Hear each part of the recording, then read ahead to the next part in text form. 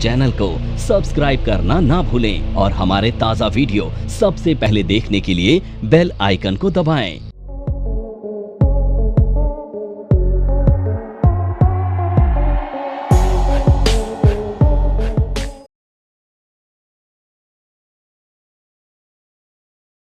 तो अब हम पढ़ने वाले हैं कैपिटल मार्केट के बारे में। हमारे क्वेश्चंस बड़े बेसिक है ना सर, मुझे तो आप बेसिक पूछिए, एडवांस पूछिए, सब एजुकेट होते हैं इससे।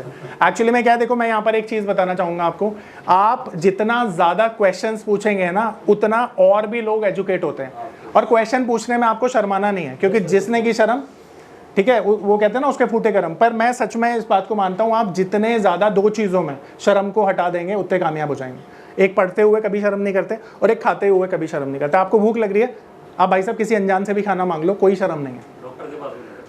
और डॉक्टर के पास भी, ऐसे तो वकील के साथ भी नहीं करते। बढ़ाने के लिए तो कितना भी बढ़ा लो, पर कहने का मतलब ये है कि खाने में और पढ़ाई में शर्म नहीं करते। ठीक है, ओके। तो अब कैपिटल मार्केट हम लोग पढ़ने वाले हैं, ठीक है। सो अब इसे डिफाइन करते हैं, अब इसे अच्छे से डिटेल में पढ़ने वाले हैं हम। अब देखिए, कैपिटल मार्केट एक प्लेटफॉर्म है। क्या है? प्लेटफॉर्म। अब इस प्लेटफॉर्म पर सिक्योरिटी ट्रेड की जाती है। अब सबसे पहले सिक्योरिटी को डिटेल में समझते हैं। देखिए, सिक्योरिटी को ना फाइनेंशियल एक्ट 2013 में ना डिफाइन किया गया, सिक्योरिटी एक्ट में। इसे बोला गया है कोई भी फाइनेंशियल इंस्ट्रूमेंट जिसमें आप बाय सेल करते हो सिक्योरिटी है। जैसे एग्जांपल के लिए mutual fund, shares, debenture, bond, ये सारी सिक्योरिटी का पार्ट है जो यहाँ पर ट्रेड की जाती है। अब सवाल ये है, ट्रेड करने वाले लोग कौन हैं? तो आप इंडिविजुअल हैं, आप इंडिविजुअल हैं, आप इंडिविजुअल हैं, आप इंडिविजुअल हैं, आप ट्रेड करेंगे। पर अगर आपका मन कर रहा है कि आप एक कंपनी फॉर्म करें और तब यहाँ पर ट्रेड करें, तो क्या नहीं कर पाएंगे? कर पाएंगे, बिल्कुल कर पाएंगे। तो ये जो मार्केट है ना, प्लेटफॉर्म, ये सभी के लिए है, किसी इंडिविजुअल के लिए नहीं है। अब इंडिविजुअल भी यहाँ पर ट्रेड कर सकता है और कंपनीज भी कर सकते हैं। अब ये कंपनी दो तरह की हो सकती हैं, एक तो कॉर्पोरेट्स और एक सरकारी, तो दोनों यहाँ पर काम कर सकते हैं। तो कैपिटल मार्केट क्या हुआ? वो प्लेटफॉर्म जहाँ पर सिक्योरिटी में कारोबार किया जाता है और कारोबार वाले जो करने वाले लोग हैं वो इंडिविजुअल भी हो सकते हैं, कॉर्पोरेट्स भी हो सकते हैं। आ रही मेरी बात समझ में? इसको हम क्लासिफाइड करें तो दो तरह से कर सकते हैं। अब ये दो मार्केट का कॉम्बिनेशन है, पहला प्राइमरी मार्केट और दूसरा है सेकेंडरी मार्केट। अब आप सभी लोगों ने ना IPO के बारे में सुना होगा, सबने सुना है पक्का? क्या होता है बताओ? Initial public offering. कोई भी कंपनी IPO कब लाती है बताओ? जब उसको पैसों की जरूरत होती है एक्सपेंशन के लिए। बस यहीं से कहानी शुरू होती है। तो बेसिकली IPO क्या है? IPO का मतलब है इनिशियल पब्लिक ऑफरिंग, यानी एक अनलिस्टेड कंपनी। अनलिस्टेड कंपनी वो है जो अभी स्टॉक मार्केट में लिस्ट नहीं हुई है। तो एक अनलिस्टेड कंपनी जब अपने आप को लिस्ट कराने के पर्पज से मार्केट में आती है और अपनी शेयर होल्डिंग को डाइल्यूट कर देती है पब्लिक में, तो इसे कहते हैं IPO। ठीक है।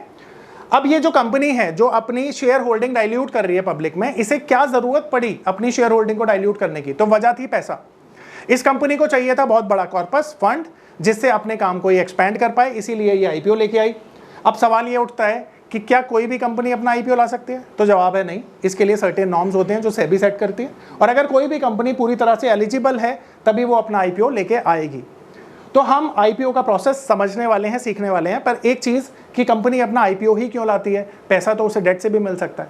तो इसके दो जवाब है। पहली चीज़ ये कि जब आप डेट लेते हो तो डेट तो लाइबिलिटी होता है, आपको एनी हाउ प्रॉफिट करोगे लॉस करोगे आपको वो रिटर्न करना पड़ेगा। जी है ना, वो लाइबिलिटी है सर, वो देना पड़ेगा वापस। अब पैसा भी देना पड़ेगा सर, इंटरेस्ट और पैसा दोनों, क्योंकि आपने क्या लिया? लोन लिया हुआ है। अब सवाल ये उठता है कि ऐसे हालात में जहां पर आपके सर पे टेंशन है, ब्याज की भी और प्रिंसिपल की भी, तो आप अच्छा डिसीजन लेके बिजनेस कर पाएंगे, एक्सपेंड कर पाएंगे? नहीं। अब दूसरी सिचुएशन ये कि आप अपनी इक्विटी को डाइल्यूट कर देते हैं, आप पब्लिक में डाइल्यूट कर देते हैं और आप इनसे बोलते हैं देखो भाई मेरा बिजनेस अगर आपको समझ में आता है तो मुझे पैसा दो, अगर मैं पैसा कमाऊंगा तो आप सबको भी पैसा दूंगा इन टर्म्स ऑफ डिविडेंड और प्राइस अप्रिसिएशन। तो आप बोलते हैं यार तेरा बिजनेस तो बहुत अच्छा है, हम इन्वेस्टमेंट करेंगे। तो इन्वेस्टमेंट का तरीका तो IPO के थ्रू ही होगा, क्योंकि कंपनी अभी लिस्टेड नहीं है। तो आप इस कंपनी को क्या देते हो? अपना पैसा देते हो, और पैसे के साथ क्या देते हो? विश्वास। और कंपनी बदले में आपको क्या देती है? क्या देती है? अपने शेयर। ठीक है। अब जैसे ही कंपनी आपको शेयर दे देती है ना, आपको मालिकाना हक दे देती है उतने परसेंट का जितने परसेंट आपने शेयर खरीदा है। सपोज करो आपने शेयर खरीदा है, किसी कंपनी के टोटल नंबर ऑफ शेयर्स है 100 करोड़, और आपने खरीदे हैं 10 शेयर, तो 100 करोड़ का 10 शेयर जितना भी फ्रैक्शन हुआ उसमें आप ऑनर माने जाएंगे। अब एक और बात, जब आप कंपनी के लिए ऑनर हैं तो आप कंपनी का नुकसान होने पर क्या आप अपना पैसा वापस मांगेंगे? नहीं मांगेंगे। तो जब मैंने अपनी इक्विटी को डाइल्यूट किया तो मेरा रिस्क कम हो गया ना, लिमिटेड हो गया ना। इसीलिए एक कंपनी आईपीओ लाती है, क्योंकि उसका रिस्क लिमिटेड होता है। बिजनेस फेल होने पर आप पैसे की डिमांड नहीं कर सकते हो, ठीक है। तो ये कंपनी के लिए एक अच्छा तरीका होता है फंड रेज करने का और अपनी कंपनी को बड़ा बनाने का। तो मेरी बात समझ में आ रही है? सबको आ रही है? अब मैं आपको ना आईपीओ का प्रोसेस समझा रहा हूँ कि कोई भी कंपनी अगर एलिजिबल है तो कैसे कैसे अपना आईपीओ लाती है, ठीक है। तो सबसे पहली चीज देखो, कोई भी कंपनी जब आईपीओ लाती है ना तो उसको ये नहीं पता होता कि आईपीओ लाना कैसा है, ठीक है।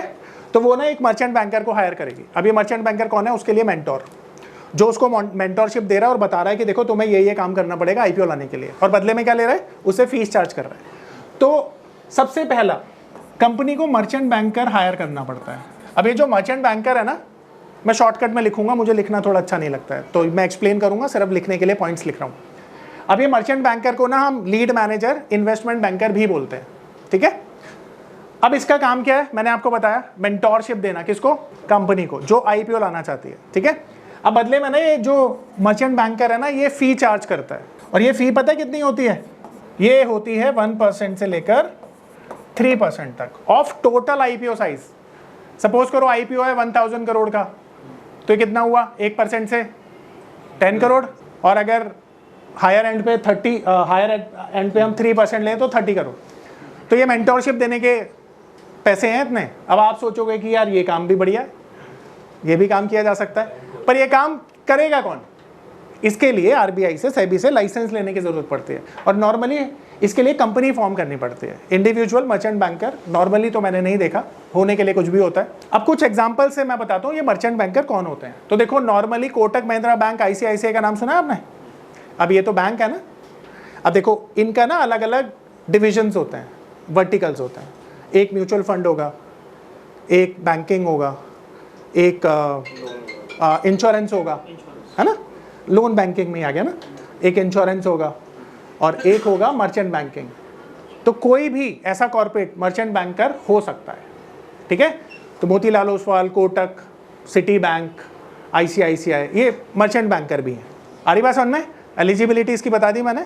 अब मान लेते हैं ये मर्चेंट बैंकर है, इसने इसको मेंटोरशिप दी, बदले में ये फी ली। अब दूसरी चीज, ये ना दूसरा काम क्या करेगा ना, डीआरएचपी बनाएगा। ये डीआरएचपी प्रिपेयर करेगा, जो अभी आपने बोला था, draft of red herring prospectus. ये बेसिकली वो जन्म कुंडली है जिसमें कंपनी की ए से लेकर जेड तक सारी डिटेल मिलेगी आप, और ये डिटेल जन्म कुंडली की तरह सेबी क्या करता है? वेरीफाई करता है। अब इसमें कंपनी ने ये बताया कि कंपनी क्या करती है, कंपनी के ऊपर कितना असेट है, कितनी लाइबिलिटी है, कंपनी जो आने वाला पैसा है उसको कहाँ कहाँ कैसे कैसे खर्च करेगी, और ये सारी डिटेल जब इसमें है तो इसको वेरीफाई कौन कर रहा है? सेबी। अगर ये वेरीफाई हो गई तो सेबी क्या बोलेगी कि आप आईपीओ लेके आ जाओ, कोई दिक्कत नहीं है। बट अगर ये फैक्ट्स गलत हुए तो सेबी वहीं पर रोक देगी। और ऐसा क्यों है? क्योंकि आपके पैसे की जिम्मेदारी कौन ले रहा है? ठीक है, तो वो रेगुलेटर है, वो अपना फर्ज निभा रही है। और आप वेल एजुकेटेड होकर इस डीआरएचपी को खुद भी तो पढ़ सकते हो। जब कोई भी आईपीओ आता है तो डीआरएचपी ये सिर्फ देखने के लिए थोड़ी होती है, इसे पढ़ना चाहिए। पर कितने लोग पढ़ते हैं? कोई नहीं पढ़ता। पर अगर पढ़ेंगे तो समझ में आ जाएगा ना कि कंपनी के फंडामेंटल्स कैसे हैं। जी सर। पेटीएम में फिर ऐसा क्यों नहीं हुआ एकदम से? उसके खुलते एकदम से? सर पेटीएम में तो लोग बेवकूफ़ खुद बने। मैंने अपने स्टूडेंट्स को बोला था गलती से भी ना आईपीओ सब्सक्राइब नहीं करना है। मैंने सर देखो, एक चीज़ समझो, नॉर्मली ना कुछ चीज़ें होती हैं जिनके पीछे ना केस स्टडी नहीं होती है। मान के चलो अगर एफएनओ ना अभी शुरू हुआ है सेगमेंट, तो आपको कैसे पता चलेगा कि कितने लोग आने वाले टाइम में फेल होंगे? तो पेटीएम ना अपनी तरह के सेगमेंट में वो पहली कंपनी थी जो लिस्ट हुई, और जब लिस्ट हुई तो इसका आईपीओ साइज बहुत बड़ा था। बड़े आईपीओ साइज में सक्सेसफुल होने के लिए बहुत मुश्किल होता है, ये एक्सपीरियंस से जाना जाता है। एलआईसी के फंडामेंटल्स दी बेस्ट हैं, उसके बावजूद वो नहीं चला। सर देखो, बहुत सिंपल सी बात समझो, डिमांड सप्लाई हर जगह कैलकुलेट करिए, समझदारी उसी में। एक आईपीओ आ रहा है 500 करोड़ का, खरीदने वाले हैं 50,000 करोड़, तो उसका प्राइस तो ऊपर जाएगा ही जाएगा ना। पर एक आईपीओ है 50,000 करोड़ का जिसमें 1 लाख करोड़ की बाइंग आ रही है, तभी तो 2 गुना आई। तो यहाँ पर 2 गुना होने के बावजूद वो शेयर नीचे जाएगा क्योंकि वहाँ पे डिमांड बहुत कम है। LIC वेल सब्सक्राइब था, उसके बाद भी देखो डिस्काउंट पे लिस्ट हुआ। तो इसके पीछे ना बहुत सारी चीज़ें जो काम करती हैं और उन्हें हम नज़रअंदाज करते हैं। तो छोटे अब जैसे IRCTC का एग्जांपल देता हूं मैं, एक छोटा 3000 करोड़ का IPO था, कितना सक्सेसफुल हुआ देखो। क्यों हुआ? छोटा सा IPO है ना सर। 500 से 5000 करोड़ के IPO सक्सेसफुल होते हैं। 5000 करोड़ से 25000 करोड़ के IPO को अवॉइड करना चाहिए, बहुत दिक्कत होती है।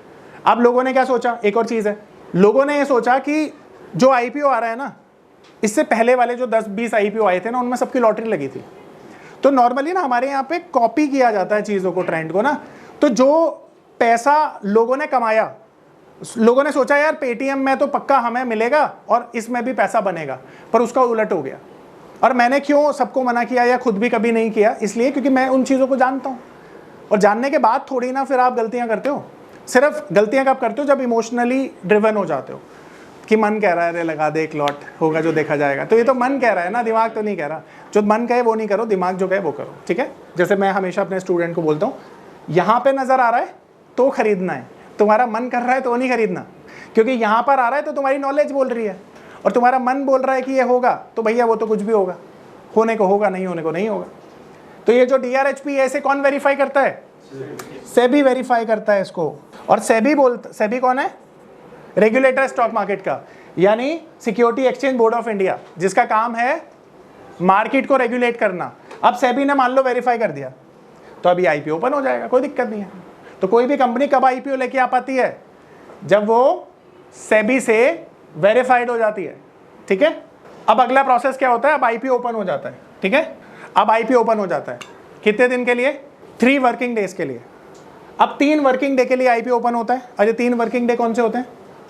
जहाँ पे गैजेटेड छुट्टी नहीं होनी चाहिए और सैटरडे संडे नहीं होना चाहिए, क्योंकि सैटरडे संडे को मार्केट ओपन नहीं होती। अब 3 दिन बाद ना ये क्लोज हो जाता है, नॉर्मली क्लोज हो जाता है।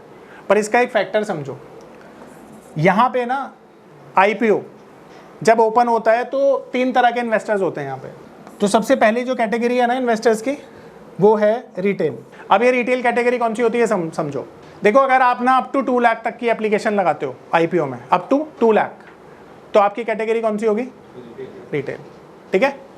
पर अगर आप 2 लाख से ज़्यादा लगा देते हो तो आपकी कैटेगरी चेंज हो जाती है HNI। इसे कहते हैं हाई नेटवर्थ इन्वेस्टर, 2 लाख से ज़्यादा। और तीसरी कैटेगरी होती है कंपनीज के लिए, जिनको कहा जाता है एंकर इन्वेस्टर। अब यहाँ पर ना normally FIIs foreign institution investors और DIIs डोमेस्टिक इंस्टीट्यूशन इन्वेस्टर्स ये अप्लाई करते हैं।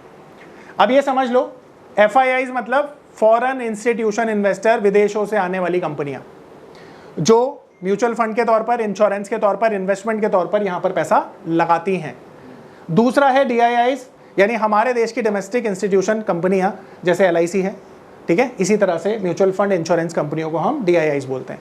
अब ये दोनों की अलग कैटेगरी होती है जिसे बोला जाता है एंकर कैटेगरी। अब ध्यान रखना, ये IPO से पहले इन्वेस्टमेंट करेंगे और इनका अलॉटमेंट भी आपसे पहले होगा, ठीक है। अब मुझे एक बात बताओ, ये बड़े नंबर्स में खरीदेंगे शेयर या ये दोनों मिलकर? FIIs, यानी ये एंकर्स है ना। तो इनके ऊपर ना कैपिंग भी लग जाती है कि अगले 30 दिन तक, अगले 60 दिन तक, अगले 90 दिन तक आप बेच नहीं सकते हो, क्योंकि अगर आप बेचने के लिए आए तो मार्केट नीचे आ जाएगा, ठीक है। और ये दोनों अलॉटमेंट के तुरंत बाद बेच सकते हैं, ठीक है। यानी जिस दिन लिस्टिंग होगी ना, सेम डे ये बेच सकते हैं, ये नहीं बेच सकते। और ऐसा क्यों है वो मैंने रीज़न बताया आपको। अगर उसके पास बैंक में पैसे पड़े हैं तो हैं वो, तो उसके पास सर टैक्स तो दे ही रखा है ना सर, दे रखा तभी तो है वो। बिल्कुल। लेकिन सर इसमें मतलब पता है क्या होता है सर, आज भी पता है क्या, स्कूल के बच्चे के फॉर्म पे ना आज भी पेरेंट्स ना अपनी इनकम बताने में डरते हैं। I don't know why. जब यार तुम चौड़े में पैसा कमा रहे हो तो बताओ ना करोड़पति हो। सर मैं कभी डरता नहीं हूँ पैसा, मैं सबको बोलता हूँ भाई मेरे पास अथाह पैसा है, और मेरी क्लास में तो ये सुनने को तुम्हें मिलेगा कि मेरे पास बहुत पैसा है। सर कमाया है, मेहनत करके टैक्स दिया है, तब भी बोल पा रहा हूँ ना, तो आप लोग क्यों नहीं बोल पा रहे हो भाई? बोलो ना। देखो 2 चीज़ें होंगी, पहला अगर जो भगवान ने ब्लेस किया है अगर उसको नहीं बोलोगे तो वापस भी लेना जानता है। डरा नहीं रहा हूँ, बता रहा हूँ, ठीक है। और दूसरी चीज़ कि अगर आप पॉजिटिव बोलेंगे नहीं, चीज़ें पॉजिटिव होंगी भी नहीं। अब माइंड मत करना, मेरे बहुत सारे बनिया दोस्त हैं, एक ही बात बोलते हैं, भाई जहर खाने के लिए वैसे नहीं है। मेरे दोस्तों के हॉस्टल हैं लाइक 200-200 कमरे रेंट पे चढ़े हुए हैं, 5-5 हज़ार रेंट आ रहा है पर रूम से। भाई 10 लाख जिसका रेंट आता है, कौन ऐसा बंदा है यार जिसके पास जहर खाने के लिए पैसे नहीं है? भाई जहर खाने के लिए नहीं, राइट। तो देखो पैसा आता है ना, तो मेरा पर्सनल मानना, आप बताओ यार, बताओगे तो और ग्रो होगी, भगवान ब्लेस करता है, ठीक है। तो अब ये यहाँ पे किसी का कोई डाउट है प्लीज पूछो। वो कहते हैं नजर ना लगे। सर नजर जैसी चीज है गरीबों के लिए ही होती है, अंबानी को कौन सी नजर लगती है आप मुझे बताओ सर, ये गरीबों का ही फंडा है। सर ये रिटेल जो है 2 लाख तक हाँ जी, इंक्रीज हो जाता तो HNI में अगर देखिए सर आपके पास ना तीनों कैटेगरी अवेलेबल हैं, ठीक है, चलिए ये मान लेते हैं ये वाली अवेलेबल नहीं है, ये दोनों अवेलेबल हैं। तो आपको तय करना है कि भाई मुझे 2 लाख की एप्लीकेशन डालनी है, 2 लाख की डालनी है, तो सर आप रिटेलर हो गए।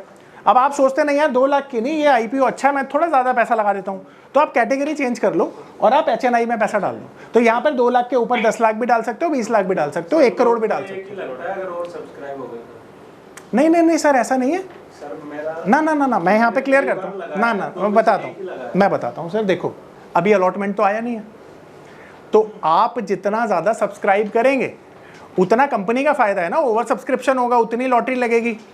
तो यहाँ पे अगर आपके पास 100 करोड़ रुपए भी है ना, मतलब 100 करोड़ तो नहीं बोलूँगा क्योंकि यहाँ पर फिर इस कैटेगरी में आपको डालना पड़ेगा, वो लिमिट होती है, पर 1-2 करोड़ रुपए आप HNI में डाल सकते हो, कोई दिक्कत नहीं है। रिटेल में आप मैक्सिमम कितना डाल सकते हो वो भी बताता हूँ आपको, 2 लाख मैं बताता हूँ सर इसका। देखो आपको टेक्निकली समझाता हूँ, सबको समझ में आएगा। तो देखो सबसे पहले एक टिकट साइज होता है, टिकट साइज का मतलब है टोटल इन्वेस्टमेंट जो आपने की है। अब वो बाय एंड लार्ज होता है 15,000, देखो इससे ऊपर नहीं होता, क्यों नहीं होता उसका रीज़न भी दूंगा। तो एक कंपनी जब IPO लाती है ना तो कोशिश करती है कि टिकट साइज इसके नीचे हो, 1, 2, 3, 4 रुपये नीचे हो या इसके ऊपर ना हो, और उसका रीज़न देता हूँ। अब यहाँ पर जब भी आप IPO में डालते हैं ना इन्वेस्टमेंट, तो लॉट साइज में डालते हैं, 1 लॉट, ठीक है, इसके मल्टीपल में डालते हैं। अब ये जो लॉट है, लॉट क्या है समझना, लॉट का मतलब है टोटल नंबर ऑफ शेयर्स जो फिक्स्ड है। जैसे 5 किलो की मान लेते हैं, एक 5 किलो की बकेट है, उसमें आपने कुछ भी रख दिया, तो स्टैंडर्ड 5 किलो का उसमें एक तरह से क्वांटिटी आ गई। अब ये क्वांटिटी शेयर्स की मान लेते हैं एक हाइपोथेटिकली, तो मान लेते हैं एक लॉट में ना एक कंपनी 150 शेयर्स दे रही है, तो ये नंबर ऑफ शेयर्स हो गए, ठीक है। अब इसका शेयर का जो प्राइस है ना वो है 100 रुपीज़, तो एक शेयर आपको दे रही है कितने रुपए पे, 100 रुपए पे, और टोटल नंबर ऑफ शेयर्स हैं इसमें कितने, 150, तो टोटल कितना हो गया, 15,000।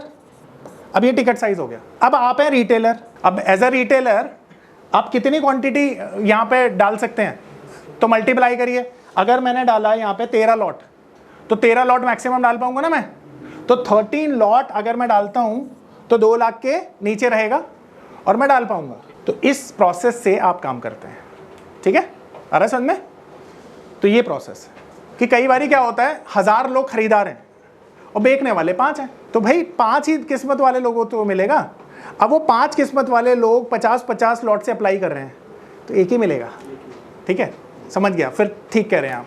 अब मैंने पता है क्या सुना था पहले, और आपने बोला भी गलती से वो था कि सर वो करने ही नहीं देता है अप्लाई। नहीं मैंने यही बोला। नहीं, तभी तो मैंने एक कहानी सुनाई। HNI में भी ऐसा होता है कि अगर वो अप्लाई ज़्यादा करें, पॉसिबिलिटी ज़्यादा है सर। देखो नॉर्मली 1 करोड़ से आप अप्लाई करोगे, 2-3 लाख का तो सामान मिलेगा ही आपको, मतलब प्रोपोर्शनेटली थोड़ा सा ज़्यादा चांसेस होते हैं, बट वो HNI इस कैटेगरी में लिमिटेड लोग हैं। तो ये पेमेंट कितने दिन में वापस आ जाती है इसको नहीं? ये बड़ा अच्छा सवाल है, अब इसकी बात करते हैं, ठीक है, जो सर का सवाल है। अब आपने एज अ रिटेलर ये 13 लॉट के लिए मैक्सिमम अप्लाई कर सकते हैं। इस एग्जाम्पल से आपने अप्लाई कर दिया। अब आपने अप्लाई कैसे किया है समझ लो, आपके पास एक डीमेट अकाउंट है। अब ये डीमेट अकाउंट वो अकाउंट है जिसमें आप शेयर्स को खरीद सकते हैं, IPO को अप्लाई कर सकते हैं, और आपके पास एक बैंक अकाउंट है। अब ये जो बैंक अकाउंट है ना, ये इसके साथ क्या होता है, लिंक्ड हो जाता है, ठीक है। तो आप अपने ऑनलाइन बैंकिंग में गए, HDFC ICICI का है तो, और वहाँ पर ना IPO का ऑप्शन आ रहा है, तो आपने अपने डीमेट अकाउंट नंबर वहाँ पर प्लेस किया एंड अप्लाई कर दिया, जितने से भी आप करना चाहते हैं, 1 lot, 2 lot, 3 lot, 4 lot, 5 lot, up to you. अब जब ये एप्लीकेशन आपकी प्रोसेस होगी ना, तो वहाँ पे बहुत सिंपल होता है कि आपने वो बटन ही दबाना है, वो बटन दबा दिया, प्रोसेस हो गया। अब प्रोसेस हो गया ना, तो ये पैसा डेबिट हो गया आपके अकाउंट से, कितना, 1,90,000 मान लेते हैं फॉर एन एग्जांपल। अब ये 1,90,000 डेबिट हो गया आपके अकाउंट से। अब ये चला गया एप्लीकेशन सपोर्टेड ब्लॉक्ड अमाउंट, जिसे एसबा बोला जाता है। एक नियम है, इस नियम के तहत जो पैसा है ना वो किसके पास है? बैंक के पास। ठीक है, अब ये पैसा बैंक के पास कब तक रहेगा? जब तक या तो आपको आईपीओ ना मिल जाए या तो ना मिल जाए, मिल जाए या ना मिले, दोनों चीजें। नहीं मिलेगा तो पूरा पैसा रिफंड हो जाएगा, तुरंत हो जाएगा। ठीक है, और अगर आईपीओ अलॉट हो गया तो पैसा कट के जितने मिले हैं आईपीओ उतने मिलेंगे और back to your bank account आ जाएगा। तो ये एस्बा एक ऐसा नियम है जो आपको ना बहुत ज्यादा सुविधा देता है कि आपके पैसे का मिसयूज ना हो। पहले क्या होता था, आज से 20 साल पहले जब ये नहीं था, आईपीओ में पैसा डाला, कंपनी ने पैसे को 6 महीने यूज किया और फिर उसके बाद आपको दे रही है बिना किसी इंटरेस्ट के। तो सेबी ने बोला भाई रिटेलर का पैसा है, मिसयूज नहीं होना चाहिए, ये नियम बना दिया और आप सबकी सुविधा के लिए नियम है। आ रहा है समझ में? सर ये बैंक के पास ही सिक्योर रहता है, मतलब आपके बैंक के पास ही है पैसा, एस्बा के तहत होल्ड कर लिया बस आपके बैंक ने, ब्लॉक्ड हो गया, इसीलिए इसे बोला जाता है एप्लीकेशन सपोर्टेड ब्लॉक अमाउंट। ठीक है, आ रही मेरी बात समझ में? परफेक्ट, आगे चल सकते हैं। अब ये आईपीओ ना फुली सब्सक्राइब हो गया, यानी 10 टाइम्स 30 टाइम्स 50 टाइम्स। अब आप सब ने इसमें पैसा डाला और होप क्या कर रहे हैं कि आपको अलॉटमेंट मिल जाए। तो अब अलॉटमेंट मिलेगी नहीं मिलेगी किस बात पर डिपेंड करता है? किस्मत पे, भाग्य पे, क्योंकि लॉटरी सिस्टम से इसका फैसला होगा। ठीक है, अब आईपीओ जो क्लोज होता है ना, आईपीओ क्लोज हो गया और इसके बाद आईपीओ की लिस्टिंग होगी। जीएमपी से चेक कर देता हूं। अभी बताता हूँ सर। अब ये जो आईपीओ की लिस्टिंग होगी ना, इस क्लोजिंग से अगले 3 दिनों में होगी। पहले ये 1 हफ्ता से 14 डेज तक का टाइम था, अब इसे चेंज कर दिया है। ठीक है, तो अब इसे 3 दिन कर दिया। तो 5 दिन कौन बोल रहा था? आप में से ही कोई बोल रहा था, मैंने कहा था आगे बताऊंगा। तो ये है वो नियम जो चेंज हुआ है। ठीक है, तो अब 3 दिन में लिस्टिंग होती है आईपीओ क्लोजिंग के बाद। अब लिस्टिंग जब होगी ना, तो ये कहाँ पे होगी? एक्सचेंज पर, और इसी एक्सचेंज को ना हम सेकेंडरी मार्केट बोलते हैं। यानी सेकेंडरी मार्केट क्या होता है? एक्सचेंज को ही सेकेंडरी मार्केट बोलते हैं। तो आईपीओ की प्राइसिंग के 2 तरीके होते हैं हमारे पास। ठीक है, पहला तरीका होता है जिसे हम कहते हैं फिक्स प्राइस, और दूसरा होता है जिसे कहते हैं book building process. Fix price का मतलब है आपने कोई भी प्राइस जो है ना फिक्स कर दिया, लेट्स से 100 रुपीज़ पर शेयर, सबके लिए फिक्स रहेगा।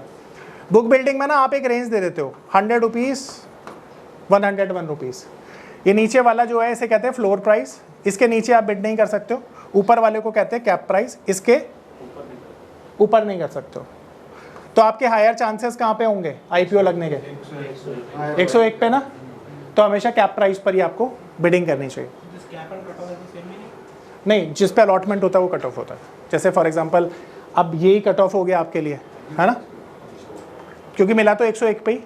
जैसे ऐसा समझिए सर कि जो फेस वैल्यू है ना, ये कॉर्पोरेट एक्शंस के लिए इंपॉर्टेंट है बस, इसका दूसरा कोई मतलब ही नहीं है। अब ऐसा समझिए कि कंपनी अगर 1 रुपए की फेस वैल्यू पे कोई शेयर लॉन्च कर रही है। अब मैं आपको बोलूँ सबसे छोटा नोट होता है 1 रुपीज़, तो आपके पास 1 रुपये का नोट है। अब मैं बोलूँ सर इसके आप टुकड़े कर लो, तो वो कॉइन में होंगे, रुपए में तो होंगे नहीं। तो इसी तरह से जब एक कंपनी 1 रुपए की फेस वैल्यू पे लाती है ना, तो उसमें फर्दर कॉर्पोरेट एक्शन नहीं हो पाएगा, जैसे स्प्लिट नहीं हो पाएगा, है ना। तो इसीलिए कंपनी क्या करती है, 10 रुपए की फेस वैल्यू पे लाती है ताकि आगे कॉर्पोरेट एक्शन बहुत सारे कर पाए वो। अब नॉर्मली क्या होता है, जो डिविडेंड आपको दिया जाता है वो भी फेस वैल्यू पे दिया जाता है, उसकी इंपॉर्टेंस इसलिए ज़्यादा है। तो अगर 1 रुपए की फेस वैल्यू हो तो डिविडेंड भी कम आएगा, ज़्यादा फेस वैल्यू ज़्यादा आएगा, ये भी लॉजिक। लेकिन इसमें रिलेशनशिप मुझे ये समझ में नहीं आया जी कि फेस वैल्यू और जिस आईपीओ पे वो शेयर अपना स्टॉक निकालते हैं उसमें क्या रिलेशनशिप होता है? आपने ना एक कंपनी बनाई सर, तो कंपनी को ना रजिस्ट्रार ऑफिस में आपने 10 करोड़ का दिखाया। 10 करोड़ रुपए की उसकी एक मान लेते हैं एक बेस कैपिटल है, ऑथराइज कैपिटल 10 करोड़ है, क्योंकि ये घटा बढ़ा सकते हैं आप अपनी मर्जी से, उसके लिए टैक्स देना पड़ता है सरकार को। अब ये 10 करोड़ की ऑथराइज कैपिटल है आपके पास। अब यहाँ पर मेरे पास जो मैंने इस कंपनी में काम करना शुरू किया एंड इस कंपनी को बना दिया 1000 करोड़ का, तो 1000 करोड़ में 900 करोड़ की तो मेरे पास असेट्स ही हैं।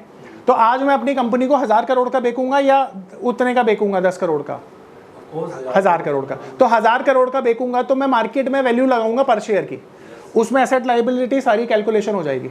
तो जब वो कैलकुलेशन मैं करता हूं तो वो मार्केट में बिकेगा शेयर, और उसी को मैं यहाँ पर बेच रहा हूँ 100 रुपये। इसलिए वो हमारा 10 द्वारा। हाँ, क्योंकि वो जो ऑथर, ये सारी फंडामेंटल में पढ़ाऊंगा सर। देखो 2 तरह की मार्केट होती हैं, एक होती है अनलिस्टेड मार्केट, एक होती है लिस्टेड मार्केट। अभी अनलिस्टेड क्या है, कंपनियां बिजनेस तो कर रही हैं पर अपने शेयर को लिस्ट नहीं कराया, वो है अनलिस्टेड। अब जैसे मान लो एनएससी है, बीएससी का शेयर तो लिस्टेड है ना, एनएससी का है क्या? नहीं। अब NSE भी तो बिजनेस कर ही रही है, BSE से ज़्यादा ही कमा रही है टर्नओवर वाइज। तो अब NSE ऐसे समझो BSE का शेयर चल रहा है लाइक 2800 रुपये का। BSE से डबल बड़ा एक्सचेंज है NSE आज के समय में, तो उसके शेयर की वैल्यू भी डबल होनी चाहिए, ठीक है। अब कल को ना जितने प्रमोटर हैं NSE के, वो चाहते हैं कि भाई हमें ना एक बंगला पसंद आ रहा है 100 करोड़ का, वो हम लेंगे। तो वो बंगला कैसे लेंगे जब तक उनके पास पैसा नहीं होगा? उनके पास हैं 100 करोड़ के शेयर, पर अभी तो वो शेयर का खरीदार कोई नहीं है, और हर बंदा अनलिस्टेड मार्केट में काम करता भी नहीं है, ये भी बता दूं आपको, क्योंकि अनलिस्टेड मार्केट में लिक्विडिटी नहीं होती है। आप बेचने निकले तो कौन खरीदार आएगा ये बड़ा मुश्किल है, कितने पे आएगा ये बड़ा मुश्किल है, प्राइस डिस्कवरी नहीं हो पाती। सेकेंडरी मार्केट में तो आप कल बेच दो ना, मैं नहीं लूंगा कोई और ले लेगा, क्योंकि लाखों करोड़ों बायर सेलर है। तो अनलिस्टेड मार्केट एक ऐसा मार्केट है जहां पर कंपनी जो शेयर है वो इंटरनली घुमा रही है। कैसे घुमा रही है? जरूरी नहीं है सर, जरूरी नहीं है। कंपनी मतलब अगर NSE मेरी कंपनी हो, मैं तो जिंदगी भर कभी लिस्ट ना करूं सर, मैं लिस्ट क्यों करना चाहता हूं? अच्छा एक बात बताइए, आपके पास 5 लाख करोड़ का मान लो मार्केट कैप है, मान लो, ठीक है। LIC को क्यों लिस्ट किया मुझे तो आज तक ये पता नहीं चला। देखो डिसइन्वेस्टमेंट सरकार का एक ऑब्जेक्टिव हो सकता है कि भाई फिस्कल डेफिसिट को कम करना है, पर तुमने क्या कर लिया? कितना पैसा रेज कर लिया तुमने? 50,000 करोड़। अरे उतना तो डिविडेंड 2 लाख करोड़ का डिविडेंड दे दिया RBI ने, जरूरत ही नहीं थी, और तुम बदनाम हो गए। तुमको बोला जा रहा है देश बेच रहे हो तुम। भाई अगर तुमने कुछ बेचा तभी तो लोग बोल रहे हैं देश बेचा है। मैं सपोर्ट नहीं करता ऐसे लोगों को, क्योंकि वो इकोनॉमिक्स जानते नहीं है। पर मुद्दा ये है कि 50,000 करोड़ से भी कोई भला नहीं होगा आपका भला वैसे ही हो जाता, इससे भी डिविडेंड लेते रहते आप। तो कहने का मतलब ये है, प्रॉफिटेबल कंपनी को कभी भी बेचना नहीं चाहिए, और प्रॉफिटेबल कंपनी अगर है तो आपको पैसे की जरूरत नहीं है ना, कैश फ्लो तो जनरेट हो ही रहा है। बट सर ऐसे भी तो हो सकता है कि प्रॉफिट तो कमा रहे हैं, बट उनको बहुत वर्ल्ड वाइड लेवल पे या बहुत बड़े लेवल पे मतलब जरूरत ही नहीं है सर उसके लिए। देखो जब आपकी फिक्स्ड इनकम है ना, ऐसे बिजनेसेस को कहा जाता है कैश काउ बिजनेस इकोनॉमिक्स के टर्म में। अभी कैश काउ बिजनेस को पैसे की जरूरत ही नहीं है ना, आप समझेंगे मेरी बात। 3.5% कुछ आप समझ रहे हैं? किया है, मतलब क्या होता है? कुछ भी नहीं होता सर। अब मुद्दा पता है क्या है, जब आप, अब मैं आपके ऊपर समझाता हूँ। आपके पास एक बिजनेस है जिसमें आप ना हर साल 4,000 करोड़ का प्रॉफिट कर रहे हो, और आपको बड़ा बनने के लिए ज़रूरत क्या है? आपका एक्सचेंज तो एक ही है, इन्वेस्टर ही तो बढ़ेंगे ना। देखो यहाँ पर स्कोप क्या होता है, कैश का ऐसे बिजनेस होते हैं जिसमें एक्सपेंशन लिमिटेड होता है। तो लिमिटेड एक्सपेंशन क्यों होगा? आपके पास जगह अगर इतना बड़ा भी कैबिन है ना, इसमें आपका बिजनेस चल जाएगा। अगर इन्वेस्टर बढ़ेंगे तो उसे सर्व करने के लिए मुझे ज़्यादा कुछ करने की ज़रूरत नहीं है, और इसके लिए मैं अपनी इक्विटी डाइल्यूट कर रहा हूँ, तो मैं मेरे से बड़ा बेवकूफ़ कौन है? तो मुद्दा ये है कि देखो नॉर्मली क्या है, अब जिन लोगों ने अच्छे कॉलेज से MBA किया हुआ है, ठीक है, तो वो समझते हैं बिजनेस सेंस है उनके अंदर। अब मैंने किया हुआ है, मेरे अंदर बहुत अच्छा बिजनेस सेंस है, तो मेरे को पता है कौन से बिजनेस को ना आपको कैपिटल रेज करके बढ़ाना है। कैश काउ जैसे बिजनेस तो आपको वैसे ही बैठा बैठा के सातों पुश्तों को पाल देंगे, आपको ज़रूरत ही नहीं है ना आपको फंड रेज करने की। शेयर मार्केट इसका उदाहरण है, आप समझो ना। तो NSE को IPO नहीं लाना चाहिए अगर मेरी NSE माने तो। फिक्स प्राइस का मतलब है बेटा कि कोई भी जो कंपनी है वो तुम्हें फिक्स प्राइस पे ऑफर कर रही है। जैसे यहाँ पर तुम देख रहे हो कि 2 प्राइजेज हैं, यहाँ पर तुम्हारे पास चॉइस है कि तुम इसे खरीदो या इसे खरीदो, राइट। तो यहाँ पर तो तुम्हारे पास चॉइस है कि तुम यहाँ पर भी अपनी बिडिंग कर सकते हो और यहाँ पर भी कर सकते हो, पर यहाँ कोई चॉइस नहीं है। कंपनी ने फिक्स कर दिया कि लेना है तो 100 रुपये में ही मिलेगा, इसको कहते हैं फिक्स प्राइस। आ रहा है समझ में? चलिए, अब यहाँ किसी का कोई डाउट है अब तक पूछिए। ये IPO प्रोसेस हमने खत्म कर लिया, अब हम IPO से आगे चलेंगे। IPO कितने टाइप्स के होते हैं? देखो IPO 2 टाइप के होते हैं, एक तो फिक्स्ड इशू होता है और एक बुक बिल्डिंग इशू होता है। SME टाइप IPO क्या होता है? देखो SME टाइप IPO वो होता है जिसमें 25 करोड़ से नीचे के IPOs आते हैं, और वो नॉर्मल प्रोसेस से प्रोसेस नहीं होते हैं। यानी अगर आप जी बोलिए, कितने करोड़ के नीचे से? 25 करोड़ के IPO को आप SME IPO बोलते हैं, okay sir. Small and medium enterprise. अब हम बात करते हैं सेकेंडरी मार्केट में। अब देखो सेकेंडरी मार्केट के तो हम अब बात करेंगे शेयर्स की। अब शेयर ना 2 तरह के होते हैं। पहला होता है जिसे हम कहते हैं इक्विटी शेयर, और दूसरा होता है जिसे हम कहते हैं ऑर्डिनरी शेयर। इक्विटी शेयर को ही ऑर्डिनरी शेयर बोलते हैं, और दूसरा होता है जिसे हम कहते हैं प्रेफरेंस शेयर। ठीक है, ये 2 तरह के शेयर्स होते हैं। अब नॉर्मली हम किस में काम करते हैं? इक्विटी शेयर में। ठीक है, अब इक्विटी शेयर क्या होता है ये समझ लो। तो सबसे पहला, अगर आप इक्विटी शेयर खरीदते हैं ना, तो इक्विटी शेयर में आप बन जाते हैं ऑनर। क्या बन जाते हैं? ऑनर को क्या मिलता है? Profit and loss. अब एक बात बताओ, आप किसी कंपनी में ऑनर है, तो कंपनी में कोई भी अगर चेंजेस हो रहे हैं तो उस चेंजेस में कंपनी आपसे राय ले या ना ले? लेनी चाहिए ना, क्योंकि आप भी ऑनर हैं। तो इनको ना वोटिंग राइट दिया जाता है। किसको? जी, तो इनको दिया जाता है वोटिंग राइट। और साथ में जब ये कंपनी इंसॉल्वेंट हो जाती है तो इंसॉल्वेंट होने पर इनको पैसा कंडीशनली दिया जाता है। कंडीशनल का मतलब है बचेगा तो। अब ये कंडीशन यहाँ पर समझ में आएगी आपको जब मैं प्रेफरेंशियल शेयर्स के बारे में बताऊंगा। तो इक्विटी शेयर ऑनर है कंपनी में, जिसको लॉस और प्रॉफिट दोनों झेलना पड़ेगा। वोटिंग राइट मिलेगा, किसी भी कंपनी में मेजर डिसीजन के लिए वो वोट को कास्ट कर सकता है थ्रू ईमेल, ठीक है। और इंसॉल्वेंट होने पर इनको पैसा कंडीशनली मिलेगा, ठीक है।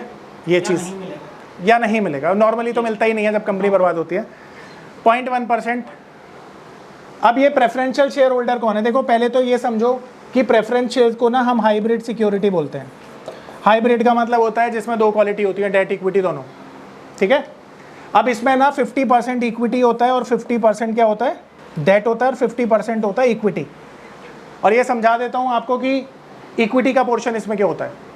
अभी आपने आइडिया वोडाफोन को देखा, 25,000 करोड़ का अगर उन्होंने जो लोन है वो रीपे नहीं कर पाई तो उन्होंने क्या किया? डेट को कन्वर्ट कर दिया इक्विटी में। देखा होगा, सुना होगा, है ना।